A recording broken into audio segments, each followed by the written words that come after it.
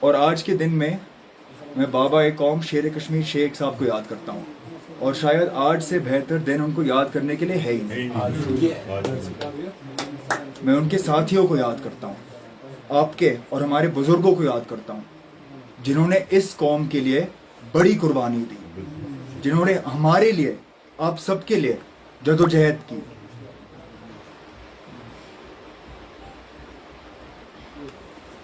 انہوں نے ہمیں غلام سے عزت دار شہری بنایا، انہوں نے ہمیں وقار دی، انہوں نے ہمیں برابری دی۔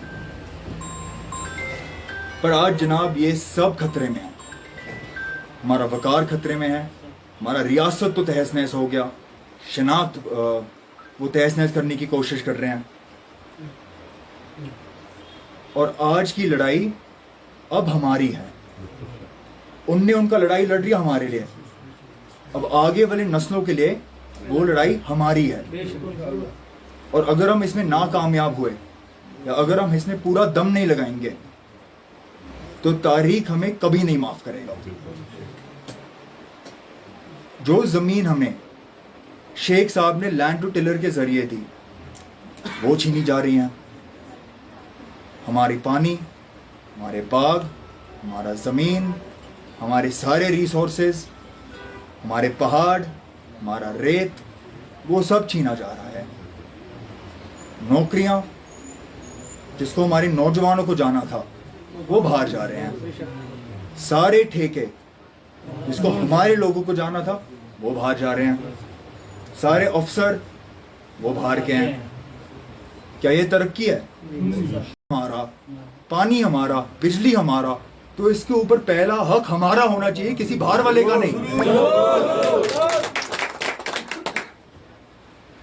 کشمیر کی پوری آبادی میں سے 50% سے زیادہ لوگ سیب کے بزنس میں جڑے ہوئے ہیں، یا وہ سیب کو اگاتے ہیں، یا وہ سیب کو منڈی میں لیتے ہیں، یا وہ سیب کو منڈی میں بیچتے ہیں۔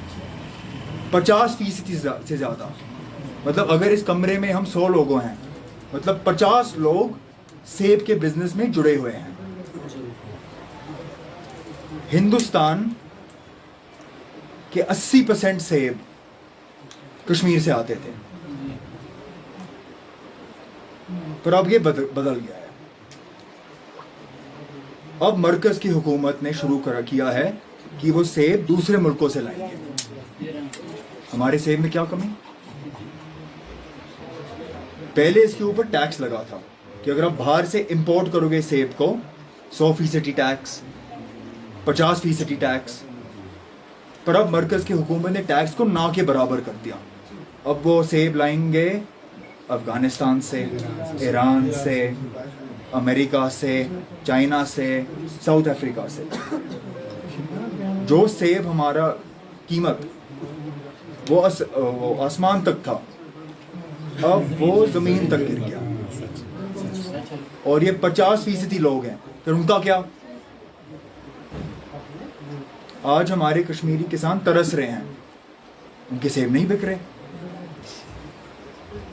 زعفران کا حال کچھ زیادہ الگ نہیں ہے، ان کے بھی کسان، ہمارے زعفران کے کسان بھی ترس رہے ہیں۔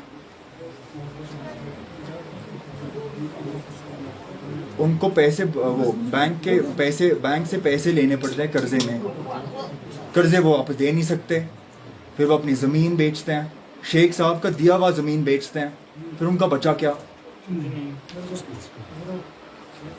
پتہ نہیں مجھے کہ وہ ہماری بربادی اپنی ترقی کیوں سمجھتے ہیں۔ ہمارے نوجوان وہ تعلیم حاصل کرتے ہیں، پیسے خرچتے ہیں، تعلیم حاصل کرنے کے بعد وہ بن جاتے ہیں ڈاکٹر، وہ بن جاتے ہیں انجینئر، وہ بن جاتے ہیں وکیل، وہ بن جاتے کچھ بھی، پر روزگار ان کے لیے ہے نہیں۔